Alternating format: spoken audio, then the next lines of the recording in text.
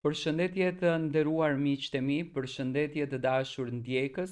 Ja ku po ritakohemi ditën e sotme në kanalin Monitor TV me mua Tiron Alilin.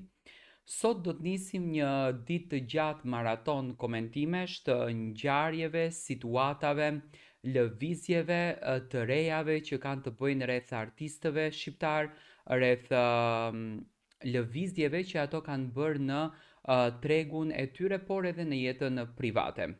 Do të ndaloj të flas për vajzën që bëri revolucionin në media shqiptare. Do të flas për Egli Takon. Ju e dini shumë bukur që Egli ndoqi ndjesinë e saj, ndoqi ëndrrën e saj, ndoqi vullnetin e mirë të saj për të luftuar, për të arritur atë që ajo dëshironte edhe ëndëronte ta realizon, më thënë për të kapur këtë famën të madhe.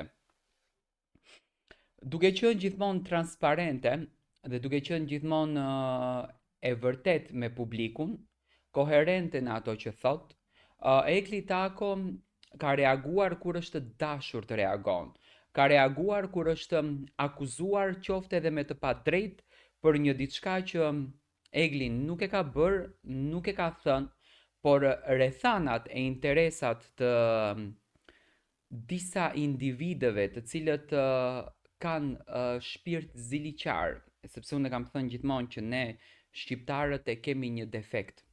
Pa marrë parasysh që jemi një popull i mirë, pa marrë parasysh që kemi një zemër të mirë, por kur arrim që tjetri të arrijë sukses të jashtëzakonshëm, ne nuk lëshojmë pe për t'ia dhënë dorën edhe për t'i thënë që në rregull, je këtu sepse ti ke luftuar dhe e ke merituar. Dhe të gjithë njerëzit të cilët luftojnë, me patjetër që kanë një sukses të jashtëzakonshëm.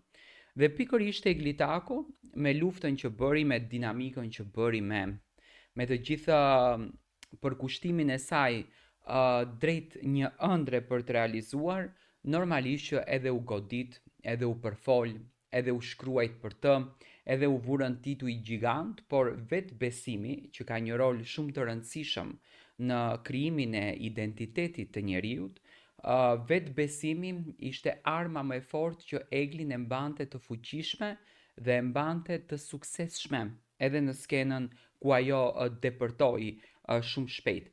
Egli Tako ditën e djeshme në grupin e hapur Eglis Family Group, i ndjekur nga 17.000 njerëz, do me thënë ndjekës, ta themi gjuhën shqipe, ka lënë një sqarim që lidhet me një akuzë që siç duket i është bërë Eglit. Sqarimi është ky: Hey grupi, e ndjej të nevojshme të bisedoj pak me ju. Edhe pse kur jam ofenduar unë askush nuk ka marrë asnjë lloj mase. Ama për shkak se e di se asnjë fjalë imja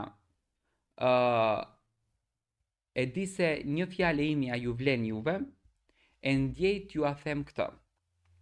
Së pari unë nuk mbaj përgjegjësi për asnjë veprim të një adulti tjetër, qoftë ky edhe rrethi im më i ngushtë i njerëzive. Fjalët e vetme për të cilat mbaj përgjegjësi janë vetëm ato të cilat dalin nga goja apo nga adresa ime, thot Egli. E megjithatë, e ndjej të nevojshme t'ju rikujtoj edhe një herë se gjuha e urrejtjes, ofendimet dhe negativiteti nuk janë cilësi të cilat përfaqësojnë atë çfarë unë përpiqem t'ju përcjell e atë që dua të përcjelli edhe ju tek cili do person ose personazh. Çdo kush thot e ka të drejtën të ketë mendimin e vet, Egli. Dhe fjala duket si diçka e vogël, por unë besoj thellë se fjala është më e fuqishmja që ekziston ndonjëherë. E vetmja këshill që mund t'ju jap për secilin në rast që ofendoni dikë, qoftë ajo edhe vet unë siç edhe më ka ndodhur, jini të kujdesshëm edhe të paqshëm me njëri tjetrin nëse vërtet jeni këtu për të dhuruar dashuri. Unë nuk jam këtu as për të edukuar dhe as për të dënuar askënd, por vetëm për t'ju këshilluar, të shpërndani mirësi, energji të bukur dhe të mos përdorni gjuhë të papërshtatshme në asnjë lloj rasti. Duke ju dërguar një përqafim shumë të madh për të gjithë suportin, ju uroj të kaloni një fundjavë sa më të bukur, të gjithë ju. Ju dua shumë, Egli. Do me thënë, Egli ka bërë një lloj sqarimi për të gjithë ndjekësit e saj, për të gjithë fansat e saj, të cilët në fakt mundohen që në një farë mënyre të njollosin emrin e Eglit, të njollosin imazhin e Eglit, njerëz të cilët nuk e duan dhe shikojnë një lloj urrejtje tek Egli. Egli ka qartësuar gjërat, ka sqaruar gjërat dhe sipas saj ajo nuk toleron në asnjë mënyrë që askush të hedh vrerë mbi Eglin, mbi natyrën e saj dhe mbi shpirtin e saj. Do me thënë, është mëse normale që Egli nuk do të merr përgjegjësi për asnjë gjë që të tjerët flasin për të, është mëse normale kjo gjë, sepse Egli nuk është njëri që do merr përgjegjësinë e të tjerëve, por më pëlqen sqarimi që ka bërë sepse të bërurit sqarim dhe të sqaruarit gjërat, mendoj që është një transparencë e bukur dhe publiku në thelb ka nevojë për këtë. Publiku ka nevojë të dëgjojë sqarimin, ka nevojë të kuptojë se çfarë mendimi ka protagonisti në fjalë. Dhe pikërisht Egli në mënyrë shumë dinjitoze, në mënyrë shumë të disiplinuar, e ka sqaruar të gjithë gjën që do të thënë, pa marrë parasysh që mundohet të njolloset imazhi i saj me shpifje, me gënjeshtra, me manipulime, me fjalë të nxjerrura nga konteksti. Egli Tako është me këmbë të veta, qëndron me forcën e vet dhe lufton çdo ditë dhe më shumë për të arritur qëllimin dhe për të realizuar ëndrrën e saj që me patjetër ëndrat në zyrtarin ton nuk përfundojnë asnjëherë.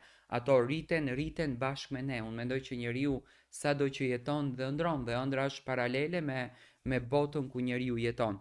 Dhe Egli Tako këtë sqarimin e ka bërë shumë bukur.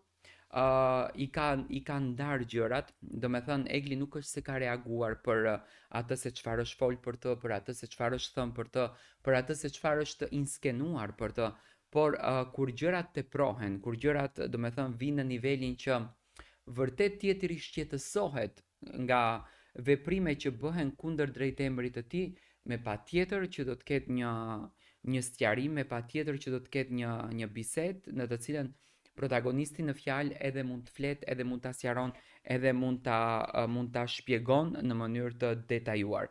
Unë dua të marr mendimin tuaj, si ju duket Egli në raport me ju, si ju duket Egli si personazh dhe si ju duket Egli në mënyrën se si i përbën gjërat. Më jepni një koment, ju lutem, në poshtë videos.